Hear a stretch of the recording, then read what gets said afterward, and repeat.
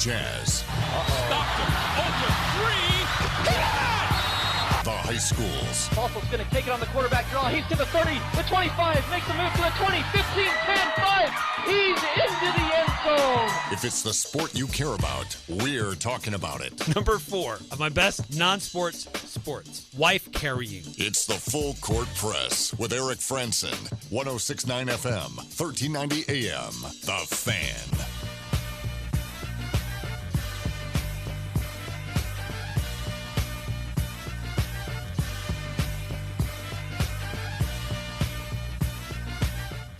Hey, what's going on, everybody? Welcome on in to another edition of the Full Court Press. Thanks for having us along with you as you get ready for the weekend.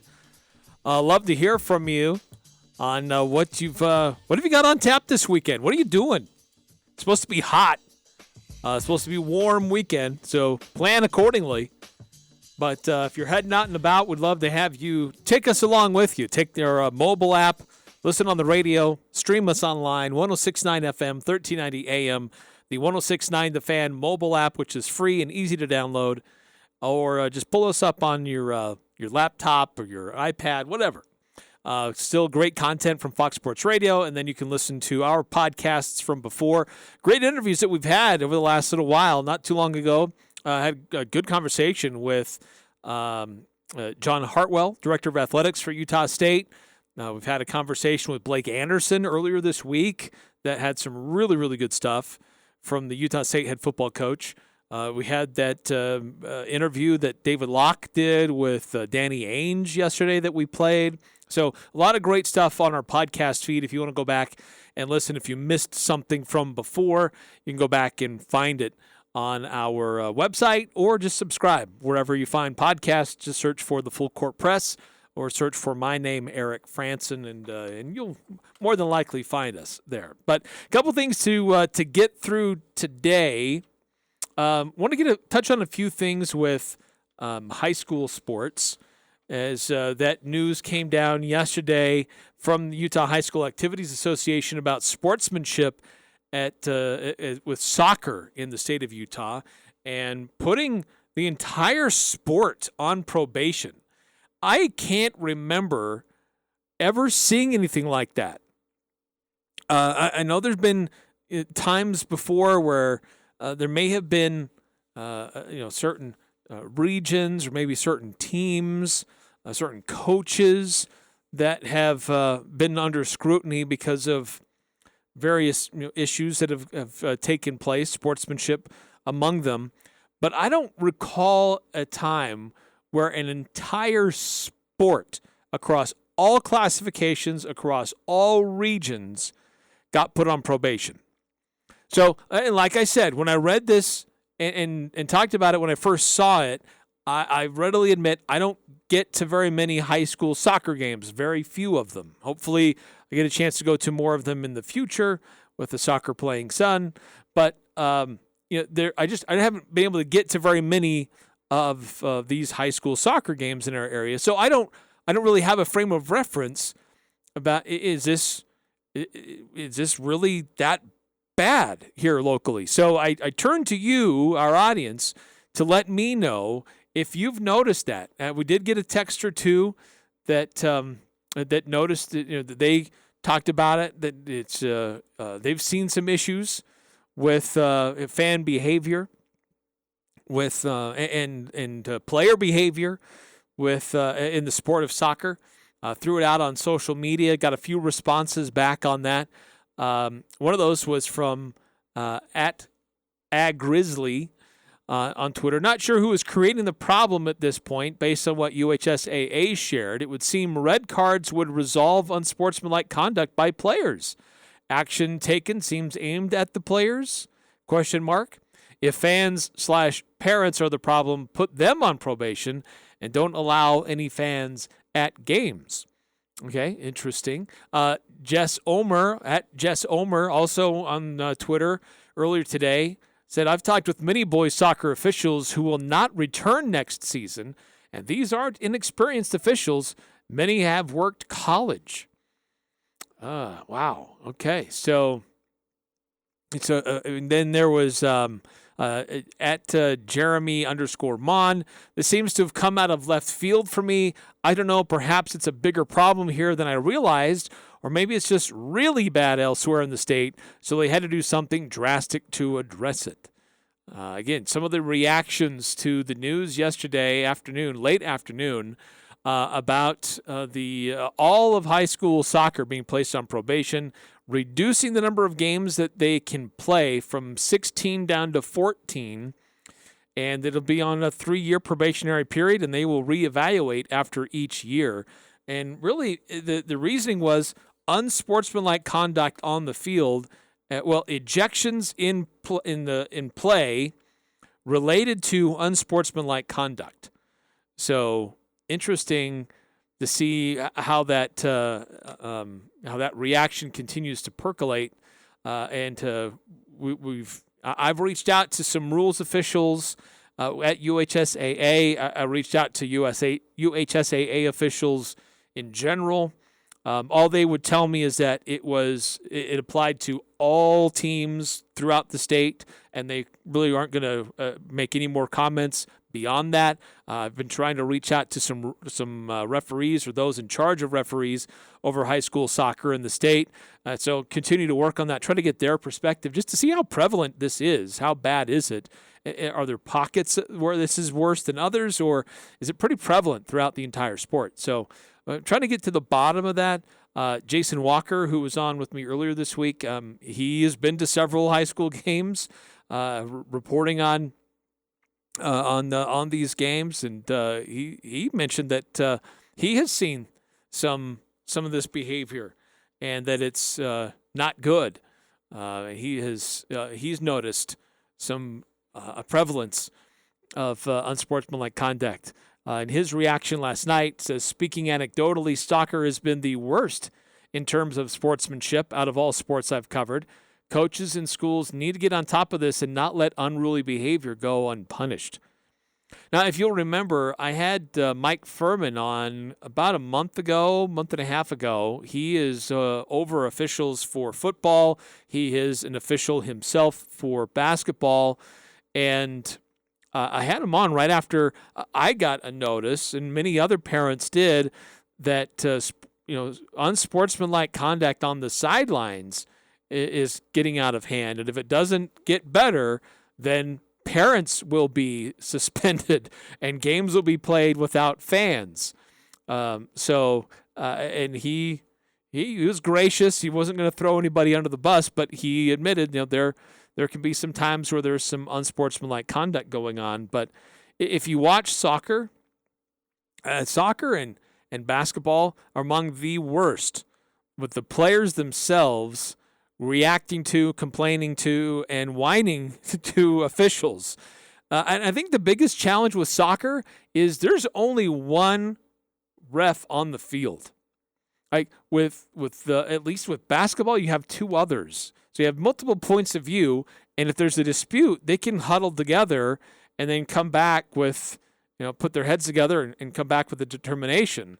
Or at least you can spread it around a little bit so not one person is the sole focus of every missed call or call that does get made. So fundamentally, soccer has that challenge that one person bears the brunt of everything that happens in the course of the game. So, but bottom line here is there's a problem, and it needs to be changed, and it needs to be addressed. So do you agree with the measures that UHSAA is taking to address sportsmanship or unsportsmanlike conduct in the sport of soccer?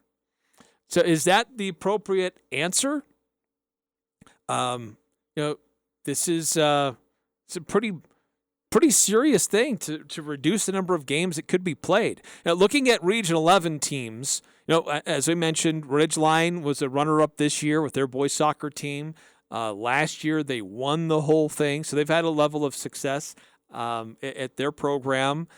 But when looking at the Region 11 schools in their regular season, how many games did they play? Now, as I mentioned, that the UHSAA says there are 16 allowed sanctioned contests. but that's going to be reduced down to 14. Most Region 11 schools played 15 games, but Mountain Crest had 17 scheduled. So it will be a slight difference for Region 11, not drastic, at least not now compared to what they did in this last year. But what else can be done to address sportsmanship on the field or on the court?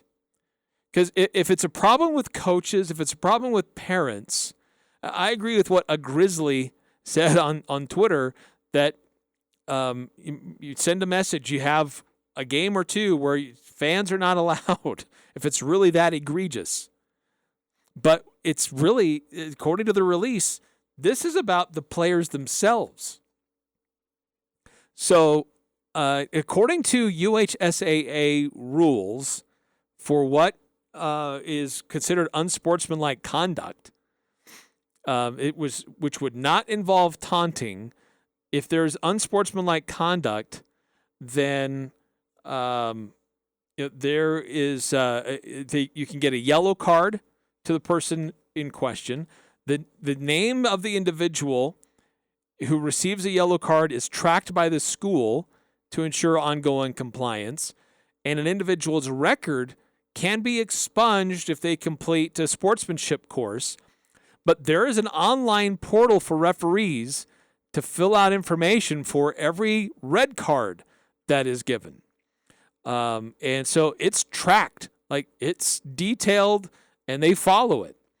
So there, the Act 1, you get a yellow card. That's for unsportsmanlike conduct, not involving taunting. Act 2 is the first ejection because of taunting and unsportsmanlike behavior. So it could be a 3-game suspension from UHSAA activities. The ejected party must complete the NFHS sportsmanship clinic and meet with their school principal before reinstatement.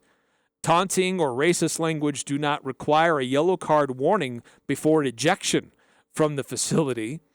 Act number 3 is a second ejection because of taunting or unsportsmanlike behavior, and the penalty for that is an ejection for the remainder of the sports season. And then Act 4 is a third ejection because of taunting or unsportsmanlike conduct, and you're banned for a calendar year from UHSAA activities. So regardless, if not just that sport, but if you are a multi-sport athlete, you cannot compete or participate. But generally, a red card is given to fans. It can be given to fans who receive their second warning from a game administrator due to unsportsmanlike behavior, or to fans who engage in acts of taunting. And if they are given a red card, they're asked to leave the facility immediately. School administrators, they're the ones responsible to make sure that that's enforced. But this is an interesting result here, and trying to send a message about trying to get better and be better about how players treat officials and how they act on the field towards each other. So I don't know. This must have been this apparently has been going on for some time and has been an issue. I can't believe that this would just be a reaction to something that's just occurred recently. I'm sure there's been warnings, and then this has to be the next step. UHSAA doesn't normally act rashly like that, and I haven't seen anything like this before. So, pretty strong statement that high school soccer needs to clean up its act, and frankly, probably sends a strong message to every other sport that the UHSAA is setting a standard now that if unsportsmanlike conduct continues on the field of play, then they've now set a standard that they can go back to and say, look, we did it for soccer. We'll do it for your sport as well if you don't clean it up. So, again, if you want to text in, love to get your reactions to it on our Full Court Press text line, 435-339-0321, here on the Full Court Press today. 5242 texting in. Random question. Who's your guys' top 5 coaches in the NBA today? Ooh, good question. I don't know if I'd have a particular order just off the top of my head, but I would have to put Steve Kerr on there. Eric Spoelstra would have to be on that list. I think that Greg Popovich is still on that list, even though his success has waned more recently. I don't know if we can consider Quinn anymore because he's out, but Mike Budenholzer, generally thought of as a good coach. I think those are, what is that, 4 on the list? And then, Nick Nurse. I'd put Nick Nurse on there as a top 5. Ty Lue, 5'2", good question. Probably. I mean, I think he deserves a little bit more credit than what he has been given because of some of the adjustments that he's proven to be able to make and coach high-level all-stars. But, yeah, I think he would be in consideration in the top 5. I don't know if I'd put him in the top 5, but I think he's close. I think he'd be close. 1540. I love the new rules. The new rules for what the approach the UHSAA is taking in regards to unsportsmanlike conduct and reducing games. But let me know what just some clarification there. 1540. Which new rules? They didn't institute new rules, but they're talking about reducing games because of the unsportsmanship activities that are going on. Oh, yes, 1540. Thank you, sportsmanship. Yeah, I think it's got to get better. It's I don't know what's going on with our sportsmanship lately. It's everybody feels like they can say or do whatever they want without repercussions. But look, we talked about this in with the Boston Celtics in Game 3. You can heckle, you can get after opposing players, but you don't have to be crass about it. You can get under opponent's skin without having to go to the gutter.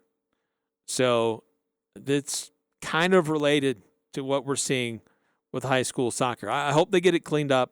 It sends a strong message, as I said, to all sports at the high school level in Utah, not just for soccer, but they'll be on probation for 3 years now and be reevaluated at the end of every season. And as I was doing some research on this, referees in high school soccer, they have an online portal.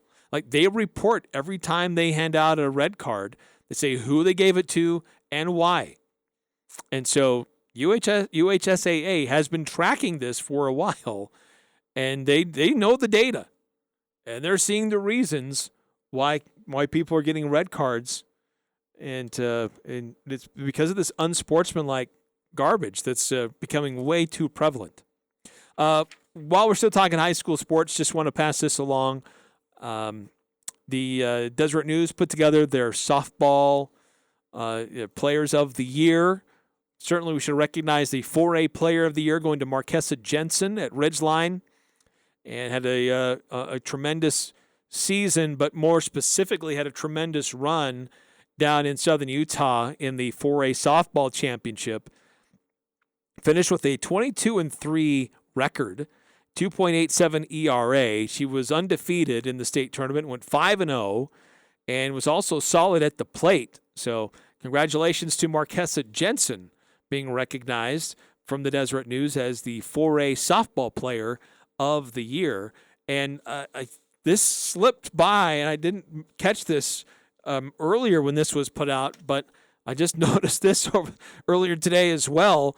I guess the D-News put together a matrix, and they've been doing this for some time. I don't know why I haven't seen this before, but they put together an all sports awards, and they give a certain point value to each school for each sport that when they win a state championship, and they add it all up to determine which schools had the best year. And when you look at 4A, Ridgeline had the best year in all of 4A. In fact, they had the best year of all 3A, 4A, 5A, and 6A. When you look at the total matrix here and the point values of what they won, they won state championships in football. They won it in golf. They won it in volleyball. They won the state championship in softball, as I mentioned. They were second in girls soccer. In boys soccer. They were second in tennis. They were second in basketball. So they were very high. They either won or came in second place in a lot of different sports.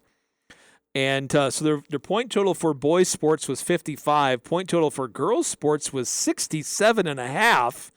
So a lot of success at Ridgeline High with an overall total of 122.5. The top performing school in 5A was Lehigh at 92. Top performing school in 6A was Lone Peak, who has been the top performing school for several years in a row at 107.5. But pretty big gap there between Ridgeline and Desert Hills in 4A. 122.5 for Ridgeline, 94.5 for Desert Hills. Green Canyon came in at number 4. Skyview at number 6. Looking at the point totals for their accomplishments. So, pretty impressive run there for Ridgeline in the season that they had. And they finished as a runner-up to Desert Hills last year, Ridgeline did, and it was just by half a point. So it was really close, but this year there was definitely no question who was the top team in all of 4A across both boys and girls and what they were able to accomplish in their athletics. And when you if you just look at boys sports and their accomplishments, Crimson Cliffs actually edged Ridgeline by 1 point. But when you look at the girls, Ridgeline was ahead of everybody by 10.5, the next closest. So it was really the girls' sports programs for Ridgeline that really put them over the top. So congratulations to Ridgeline and all their success. Congratulations to Marquesa Jensen, recognized as a 4A softball player of the year. Again, from the Deseret News. All right, quick timeout here in the Full Court Press. When we come back, speaking of rules, some rules changes. There's some rules changes for college basketball that are coming up. How do you like those that are being proposed? Well, not being proposed. They're going to be implemented. And it's some big news for Utah Tech University, and as they're transitioning their athletic program. And also the Sporting News today ranked all of college football coaches for the upcoming season.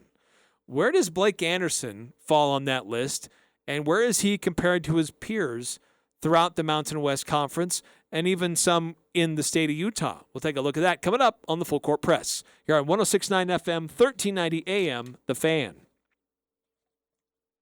Hey, it's hot today. It's going to be hot tomorrow as well. And I think Sunday's going to be warm also. So if Sunday's your best chance to get your oil changed, go check in to Valvoline Instant Oil Change, because they're now open on Sundays. And that warm weather can be brutal on your vehicle. So go check it in at 695 North Main in Logan at Valvoline Instant Oil Change. They're quick, they're clean, it's easy to get in and out. And that's really how it should be when it comes to your oil change. So stop in today or anytime this weekend.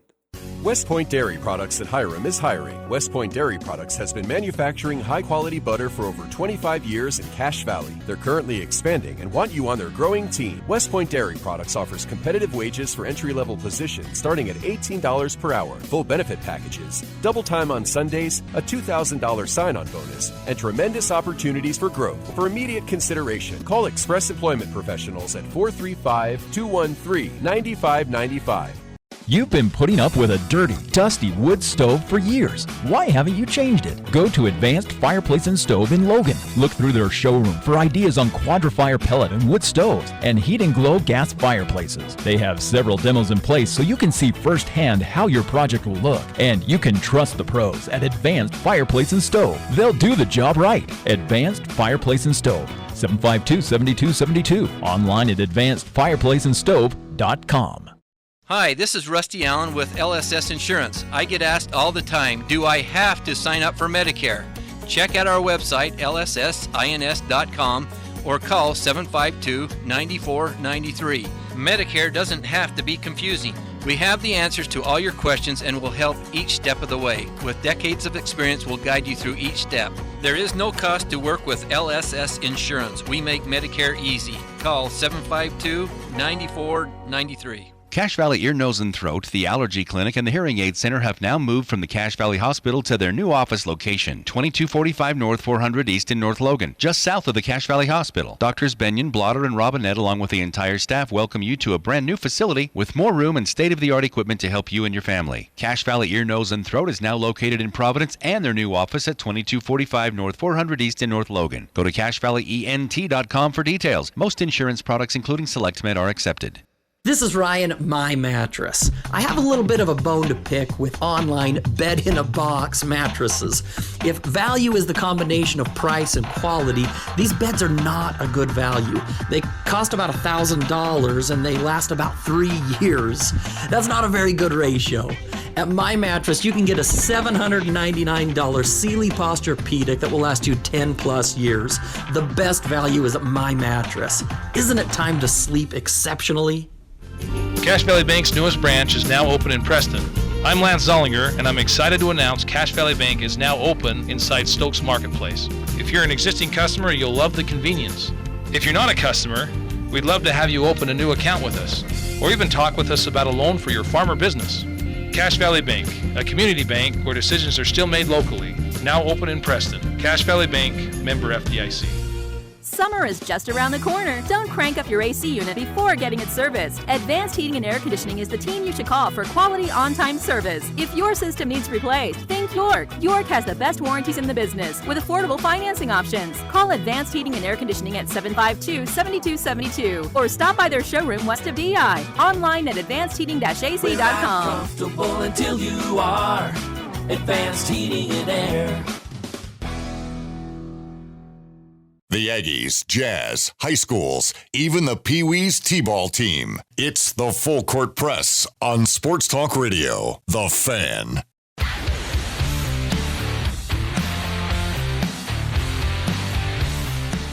Welcome back to the Full Court Press. Eric Franson with you here on a Friday. Hope you're off to somewhere fun this weekend. Stay hydrated. Take the sunscreen with you. It's going to be warm. It's going to be hot. But take us with you wherever you're going. The Full Court Press on the 106.9 The Fan mobile app. You can go back and listen to our old shows or old podcasts or listen to our other shows that are on this station through the weekend. Couple big things going on. As mentioned, the UHSAA probation announcement for high school soccer affecting over 100 schools, 100 teams across all classifications in the state. Another interesting note coming down here recently, the NCAA Playing Rules Oversight Panel, this was yesterday, they voted to allow men's basketball officials to assess a Class B technical foul to players who fake being fouled. And that will begin this upcoming basketball season. So if a player's called for flopping, the opposing team would shoot one free throw. So before, officials would give a warning before they would assess a technical foul on any following or subsequent incidents when it's judged to be flopping. But now they can just go ahead and award the technical right away. They don't have to warn you first. So the committee, according to the NCAA Rules Committee, flopping is defined as an unsporting act that occurs when a player attempts to influence an official's judgment by creating an appearance that a foul has been committed when there has been incidental or no contact. Interesting. I know there's been a couple Aggie games where there were some flopping warnings given. I know that there's a few players that try to sell getting fouled, but I think we can make strong arguments that there was contact. So this is where there's a judgment call from the official. Was it incidental contact, or was there no contact, or was there contact? And they can still decide whether to call it or not, but this may cause players to second guess just how much they try to sell getting fouled, and they try to bait the referee into calling a foul, which frankly I like this rule. Again, it sends a message that like this isn't soccer of the early 2000s and the 90s, where it looked like guys were getting hit by snipers and flopping all over the place when somebody just breathed on them. It was really bad in professional soccer in Europe for a long time, and trying to get it better. And it was a problem in the NBA, and the NBA is trying to clean it up. It still happens to some degree, and we've seen it happen in the collegiate level, and now college officials are saying, hey, we got to send a stronger message, and you can't do that. 9315, how will this affect the Aggies? And will this make Mountain West officials ref more consistently? I don't know. Yeah, I don't know if it will. If it will make them ref more consistently, because it's a guessing game every game, and sometimes even within the game, how a game will get called. Rylan Jones, I know, has gotten a few of those warnings before. But how will it affect the Aggies? I don't think it affects them too much. They're not a team that really overtly tries to sell it or goes to the extremes. But hopefully it just cleans up the game of basketball generally. And I'm okay with that, because I hate flopping. I hate it when guys act like they just got destroyed, and really it's just an incidental brush by or something like that. A few other things that were passed, not really big deal here, but the panel also approved experimental technology rules. So it allows teams to view live video or preloaded video on their bench for this upcoming season. Again, if the conference submits a waiver request to allow them to do that, it will be allowed in multiple team events, like these pre-conference tournaments that teams go to, and the NIT for this upcoming year. Women's basketball teams can also experiment with it during conference games, again, if the conference submits a waiver. And then one other change, conferences as well as the NIT, they can experiment using 5 media timeouts on the first dead ball situations under the 17-minute, 14-minute, 11-minute, 8-minute, and 4-minute marks of the second half. So according to the NCAA Rules Committee, the rationale is to help the flow of the game so commercial breaks will not be taken when teams use their allotted timeouts. So we would see this, and it always drives me crazy about college basketball. They'll take a timeout, run one play, take another timeout to do these media timeouts, and you got to use the timeout before you hit a certain benchmark or you lose it. I mean, there's some really stupid stuff about college basketball with the halves. Just go to quarters like everybody else does at every other level, and some of that gets solved. I know that they've been doing it for women's sports and women's basketball, but by now, why are we still doing halves for men's basketball? I don't understand this at all. But media timeouts, a slight adjustment there with what they're doing. And one other thing about college sports, college news or athletics news in the state of Utah Technical University, formerly Dixie State, which it's branded as Utah Tech, but it's still Dixie State Athletics when you try to go to their website. So they still got some things to work through.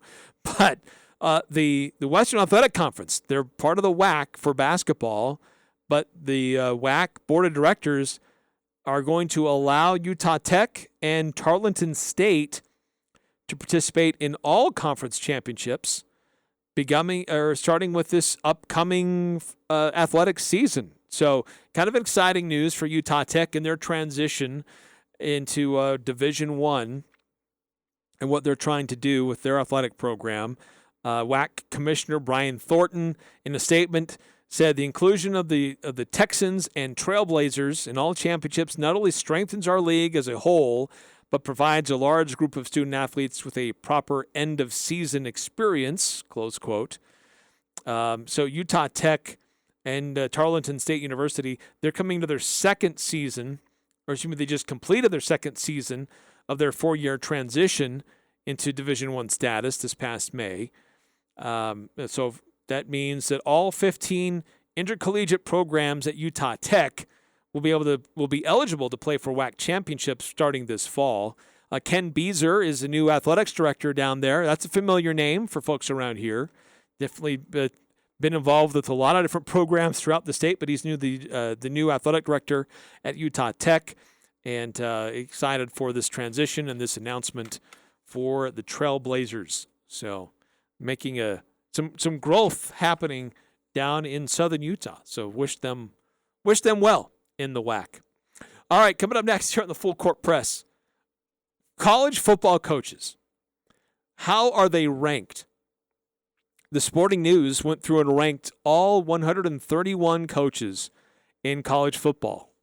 Where does Blake Anderson land on this list? And where does he compare to others in the Mountain West Conference, others in the state of Utah?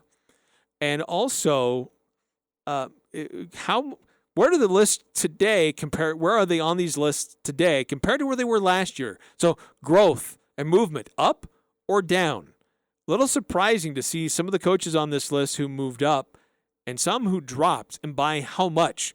Who had the biggest gain? Who had the biggest loss 1 year compared to last? So we'll take a look at that coming up, as well as some predictions about what might happen tonight in the NBA Finals, Game 4, between the Celtics and the Warriors in Boston later on tonight. Love to get your predictions on our Full Court Press text line, 435-339-0321. At Mountain West Motor, they've been doing an amazing job of driving change in our community. Now, each month, they select a local nonprofit or a cause to donate to, and we can all drive change by helping those in need. And visit Mountain West Motor and explore your next adventure with a newly customized truck or SUV, and ask about what they're doing to drive change in our communities. Go check them out at 615 North Main in Logan, or visit them online, mwmotor.com. This is Jay from Daryl's Appliance. Your friends and neighbors know us for our large scratch and dent inventory. Now you do too. Save up to 40% on these appliances with minor cosmetic defects. This June, we're trying to clear them out to make room for more. Plus, you get Daryl's exclusive full 2-year extended warranty for free on scratch and dent appliances. That's at Daryl's, where service always comes first. Daryl's West on Airport Road. See Daryl's Appliance in beautiful downtown Benson. Don't get caught without power to your home or business. This is Tyler with Golden Spike Electric. We offer Generac backup generators to keep your home or business warm, avoiding frozen pipes, loss of valuable food, or even a flooded basement. Golden Spike Electric is certified and factory trained, so you know it will be installed right and properly maintained. Contact Golden Spike Electric so you'll never be without power again. Online at gsegenerators.com. We also service other brands, Golden Spike Electric and Generac. Power you can count on. We all know moms rule the world, but dads are important too. Do something special for Dad this Father's Day. Pick him out a watch to fit his personality from Jerix. We feature watches by Citizen, Bulova, unique wood watches by Tree Hut, and our own one-of-a-kind custom brand Jerix fine jewelry timepieces. Or maybe your dad would like a tie bar, chain, bracelet, or how about a special ring with your name engraved on the inside? Let Dad know how special he is. Jerix fine jewelry. Make it special, make it Jerix. Happy Father's Day from Birch Creek Golf Course. For Dad this Father's Day, choose Birch Creek. Our 10 9-hole punch passes are on sale, or get Dad a gift certificate that can be used for golf or golf lessons from our PGA teaching staff. Visit our virtual pro shop at birchcreekgolf.com for Dad this Father's Day and have your purchase mailed to you or Dad. So for Dad this Father's Day, I invite you to choose Birch Creek Golf Course in Smithfield. Imagine your wedding day. Elegant, simple yet stunning, stress-free. It's your day. It's all about you. Whether you're looking for small and simple or have a grander idea, the Riverwoods Conference Center will accommodate your every need. Choose the inside ballroom elegance or outside along the natural decor of the beautiful Logan River. A Riverwoods event planner will work personally with you to make sure your event is exactly how you've envisioned it. The Riverwoods Conference Center, where your happily ever after begins. Google Riverwoods Conference Center or call 750-5151. It's happened to us all. Red punch, nail polish, coffee or paint. This is Darryl with Northern Utah Chem Dry. What you don't realize is using your own methods can potentially lock in stains within the carpet. Chem Dry's patented stain removal solutions have successfully removed stains all over Cache Valley. If we can't get it out, no one can. So next time you spill, call Chem Dry of Northern Utah. Chem Dry of Northern Utah. Chem Dry of Northern Utah. 435-752-6100. The Full Court Press on Sports Talk Radio, 106.9 FM, 1390 AM. The Fan.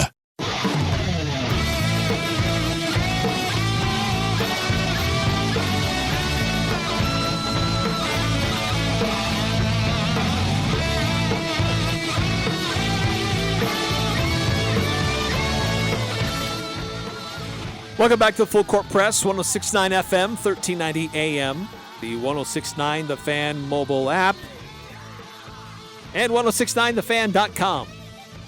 I forgot to mention, one of the other podcasts you can go back and listen to was our interview with the new Mountain Crest head football coach, Ryan Visser. That was fun, talking to him about his journey to becoming a head coach, being able to come back to Cache Valley, what his vision is for the Mustangs. So all available on our podcast feed and 1069thefan.com if you want to go back and listen to any of those interviews. If when you've got some spare time out doing stuff in the yard this weekend or on a boat or whatever, we've got some of that content available for free. You don't have to subscribe. You don't have to sign up for anything. It's totally free. So Sporting News put together their ranking of college football coaches for this upcoming season. And they compare this year's list to last year's, at least where they were on last year's list. And some are first-year head coaches, so they don't have a ranking. But when you look at the schools or the coaches that are in the Mountain West, and you look at the other schools down south, first time in history, the three schools, the Division I schools in Utah, all ranked in the top 25. Utah State, BYU, and Utah. It was an incredible football season last year for the state of Utah. And Blake Anderson exploded onto the scene, and this football team just kept punching above their weight and just played great football week in and week out, and had a tremendous year, finishing number 24 in the AP poll. So, as you would imagine, after that kind of a season, after that kind of a record and turnaround that took place in one season at Utah State, Blake Anderson's going to get some recognition for that. Last year, he was listed as the number 96 coach in all of college football, and that's laughable. This was a guy who had success at Arkansas State. They didn't give him credit last year. He certainly earned it with what he did following that report, but is his ranking this year still too low? Now, he moved up 26 spots to number 70. That's a significant leap. Not very many coaches moved that much. But he comes in at number 70 on the list after winning 11 games last year, winning the Mountain West Conference, winning a bowl game, beating a Power 5 school on the road. Significant accomplishments last year for Blake Anderson and the Aggies. And he comes in at number 70. But he's not the highest rated coach in the Mountain West. The Sporting News actually has, drum roll please, Troy Calhoun. Mr. Verve himself, vampire coach at Air Force, Troy Calhoun at number 67. Now, he moved up 7 spots, But they've got him as the best coach in the Mountain West Conference. I don't know if I agree with that. He's certainly the longest tenured, I believe. I'm going to look at the list. He's been at that institution longer than anybody. And don't get me wrong, he's had some success. But is he the best coach in all of the Mountain West? I don't know if I buy that. So he's at number 67. Blake Anderson at 70, not far behind. And not far behind him is Brady Hoke. He comes in at number 73. And last year, he was listed as 91st. So he moved up 18 spots. Jay Norvell at Colorado State was at 85 a year ago, at 74 this year. So he moved up double digits. One other coach who moved up double digits was Andy Avalos at Boise State. Last year, he was at 112 and moved up to 94.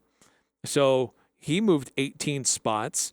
But Jeff Tedford actually is in between Jay Norvell and Andy Avalos at number 81. Now, he wasn't coaching last year, so he wasn't on the list. He wasn't ranked. So we don't know how he compares to the year before. But he comes at number 81. Andy Avalos at 94. Craig Bull at Wyoming at 97, dropping 4 spots from where he was a year ago. Brent Brennan at 99, dropping 17 spots from where he was a year ago.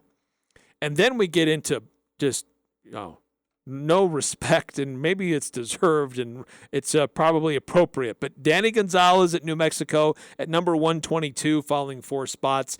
Timmy Chang at Hawaii, first-time head coach, so no ranking last year, at 126. Marcus Arroyo at UNLV at 127, dropping 1 spot. And dead last of all coaches in all of college football at this level, Ken Wilson at Nevada at 131. So not a ton of respect for the bottom part of the Mountain West and the coaches there. 435-339-0321. Do you agree with this list and these rankings of coaches? 5338 on the text line. Maybe is switching back to our basketball discussion. I disagree with the new basketball rules. Assessing a technical for faking a foul is absurd. I also propose eliminating the flopping rule. Flopping is an entertaining part of the game and should remain. What needs to happen, though, is the elimination of the possession arrow. If it's a jump ball, then jump it up. Enough socialism in sports. I agree with you on that. Though I think there seems to be more movement that the NBA might be looking more at the college system than the college system looking at what the NBA does. But yeah, I know. But I hate flopping. I don't find that entertaining. I hate watching guys. It drove me crazy to watch Manu Ginobili and James Harden and others in the game before them who act like they had just been murdered on the court and act like, oh my gosh, this guy has just been destroyed. How can he even move? And then they hop right up and act, it's back to normal, like nothing ever happened. It's like either you're hurt or you're not. Either you got fouled or you didn't. So trying to sell it and just some of the ways that these guys try to sell it is just, it's ridiculous. It doesn't help the game. It hurts the game. It's a mockery, in my opinion. 9315, laughing Jerry Mouse there. Coach Blake should be the highest in the Mountain West. I mean, certainly he had the biggest jump among Mountain West coaches with 26. But I'll tell you, somebody who made a really big jump. How about former Utah State defensive coordinator Dave Aranda? He jumped 53 spaces. He went from 72 to 19 for what he's been doing at Baylor. Kyle Winningham came in at number 10 overall. He moved up from 19 a previous year. Kalani Sitake moved up from 46 to 29. And former Utah State offensive coordinator Josh Heupel moved up from 39 to 27 at Tennessee. The top 5, for those who may be curious, Nick Saban number 1, No big shocker there. Dabo Sweeney at number 2 at Clemson. Kirby Smart at Georgia at number 3. I think we can have a debate there about really who should be number 2, who should be number 3. Ryan Day at Ohio State at number 4, and Luke Fickell at Cincinnati coming in at number 5. So, interesting list and rankings there from the Sporting News. I agree. I think Blake Anderson should be higher, but is he the best coach in the Mountain West? Is Troy Calhoun, according to this list, is he the best coach in the Mountain West? Certainly he's the most tenured, but does that mean he's the best coach? So I think that's worth the debate. I think that I'm okay with Blake Anderson at number 2. I'm having a hard time with Troy Calhoun at number 1, but who else would be at number 1 if not Blake Anderson? Brady Hoke, I think you can make a strong argument for him for maybe being a little bit higher. But other than that, I think it's pretty close to where things are when I look at how to rank the coaches in the Mountain West. Jay Norvell did a lot with a little at Nevada, so I don't know. 435-339-0321 if you want to chime in and let us know your thoughts on those rankings of college coaches in the Mountain West. All right, a quick timeout here in the Full Court Press. When we come back, some final thoughts and predictions about the Game 4 tonight, and also an announcement about what we might see on Monday here on the Full Court Press. But before we do that, just want to remind you about Napa Auto Parts.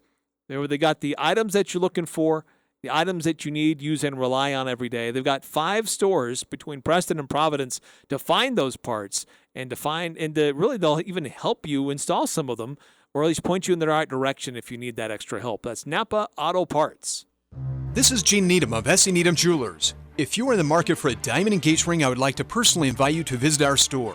With our beautiful selection of rings and broad diversity in style, you are sure to find a ring you'll love.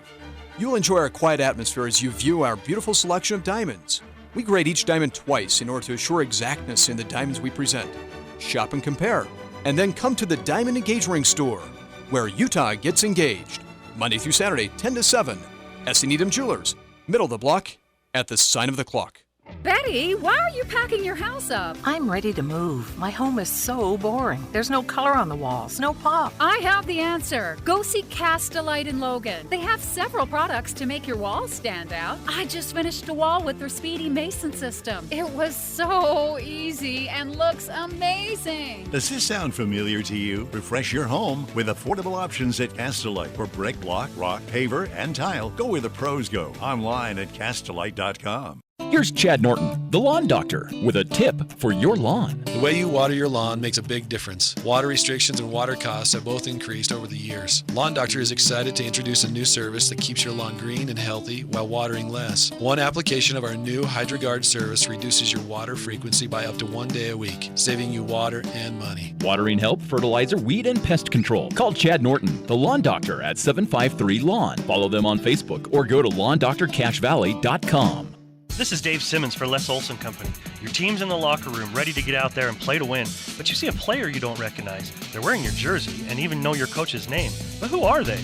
Would you let this stranger look at your team's playbook? That's exactly how phishing attacks work. In 2020, the number of phishing attacks against businesses doubled compared to the previous year. Don't take risks. Take action with the Les Olson Security Suite. Get your free network assessment at lesolson.com. The Aggies, the Jazz, the high schools, the Full Court Press on Sports Talk Radio, 106.9 FM, 1390 AM. The Fan. Game 4 tonight in the NBA Finals, 7 o'clock on ABC. Warriors at the Celtics. Early line right now has, I guess not early line, it's the line, has Boston by 4. If that holds true, Boston will take a commanding 3-1 series lead. I think that Golden State evens the series tonight. That would be my hunch. I know Steph is hobbled, but he's going to play. And I think Golden State comes out with, this is a veteran club who's been through a lot. I think they come through with that urgency and try to set a tone early. How does Boston handle that? That will be the big question. So curious to see how that plays out. 5338. Blake Anderson and Kalani Sitake should flip positions on this ranking. Blake Anderson took a dysfunctional football team and guided them to a conference championship in 1 year, plus a Quality Bowl win. Kalani Sitake has never accomplished anything close to that. True. I mean, Sitake did finish with a pretty strong ranking in the top 25 last year, and finished 19th in the poll. Had some quality players going out of the NFL. But I understand what you're saying. I do think that Blake should have received more recognition than what he did. 9315 is the announcement that someone changed their name to Elf the Hadje. No, that's not the announcement, but somewhat close. Big announcement on Monday.